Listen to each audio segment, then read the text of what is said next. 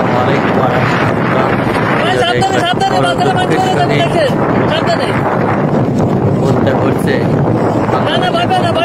পরিস্থিতি দাঁড়িয়েছে, বিশেষ করে দক্ষিণ সুনামগঞ্জ, ফেনী, কুমিল্লা, চাঁদপুর যেসব বর্ডার এলাকার বিভিন্ন স্তরের মানুষ বন্যা কবলিতভাবে অনেক ক্ষতিগ্রস্ত। বৃষ্টির কারণে পাহাড় ধসে পানি নামতে উদ্যোগিত হচ্ছে।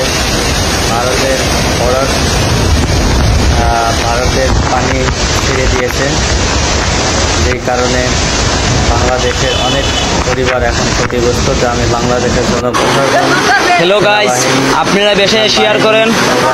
দক্ষিণ সুনামগঞ্জ ইন্ডিয়ার পানি ছেড়ে দিয়েছে। দক্ষিণ সুনামগঞ্জ 3টা ব্রিজ ভেঙে গেছে। দক্ষিণ সুনামগঞ্জ বড় মুসিবতে আছে, বেশি শেয়ার।